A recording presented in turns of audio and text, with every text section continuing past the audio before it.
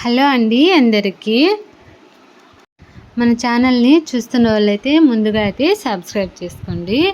చూడండి, మనకు ఇంట్లో ఏం లేనప్పుడు పిల్లలకు చాలా అంటే చాలా టేస్ట్గా, అలాగే మనకి నోటికి ఏం తినబుద్ధి కానప్పుడు అయితే ఇలాగా ఒకసారి చాట్ అయితే చేయండి. చాలా అంటే చాలా బాగుంటుంది. శనగలతో మనము గుళ్ళోకి కూడా ఇలాగైతే చేసి తీసుకెళ్ళచ్చు. మేమైతే చాలా అంటే చాలా సార్లు ఇలాగైతే చేసి అయితే గుడికి కూడా తీసుకెళ్ళి పంచాము.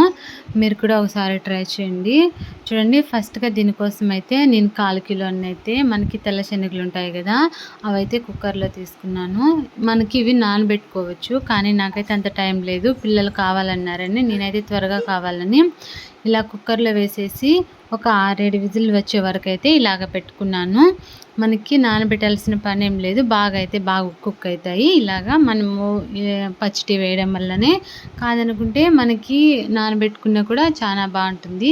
దీనికోసం ముందుగా అయితే పెనం పెట్టి అందులో మనకు 2 టేబుల్ స్పూన్ల ఆయిల్ వేసుకొని, 1/2 టేబుల్ స్పూన్ అంత జీలకర్ర, కొద్దిగా ఆవాలు వేసుకొని, పచ్చికరేపాకు, అలాగే ఒక 4-5 తెల్లగడ్డలు, ఒక మీడియం సైజు ఎర్రగడ్డ, మనకి కారం కావాలనుకుంటే కారం ఎక్కువ వేసుకోవచ్చు, అలాగే కారం తక్కువ కావాలంటే కారం తక్కువగా అయితే యూజ్ చేసుకోవచ్చు. నేనైతే ఒక 5-6 పచ్చిమిర్చి అయితే తీసుకున్నాను, చిన్న సైజువి.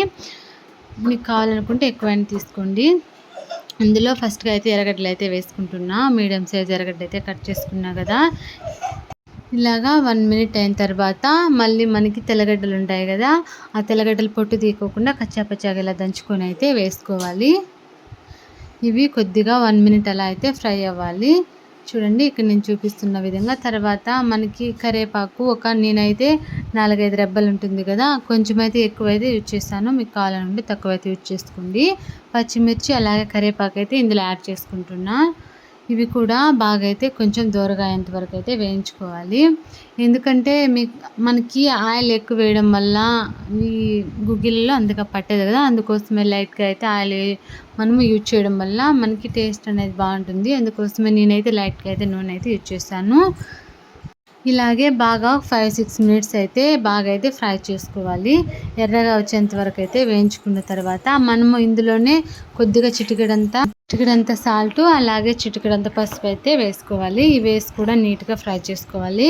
ఆల్రెడీ మనమైతే శనగలు ఉప్పేసి అయితే మనము ఉడకబెట్టాం కదా. తర్వాత చూడండి, ఇక్కడ ఆయిల్ లేకోకుండా అయితే ఏగాయి కదా, మనము వాటర్ లేకోకుండా పక్కన అయితే శనగలు అయితే ఇలా తీసి పెట్టుకోవాలి. తర్వాత ఇలా తిరగవాత వేగిన తర్వాత ఇందులోకైతే టోటల్ అయితే యాడ్ చేసుకోవాలి. చూడండి, ఇవి చాలా అంటే చాలా టేస్ట్గా ఉంటాయి. మనకి బయట వాన పడుతుంది కదా, అలాంటప్పుడు ఇంట్లో తినేకైతే ఇవైతే చాలా అంటే చాలా బాగుంటాయి. అలాగే ఇంట్లో ఉన్న వాటితోనే 2 నిమిషాల్లో మనకి ఎక్కువ టైం తీసుకోకుండా అప్పటికప్పుడు అయితే చేసి పెట్టచ్చు. ఇలాగా పిల్లలు అయితే ఇష్టంగా తింటారు. Thank you for watching.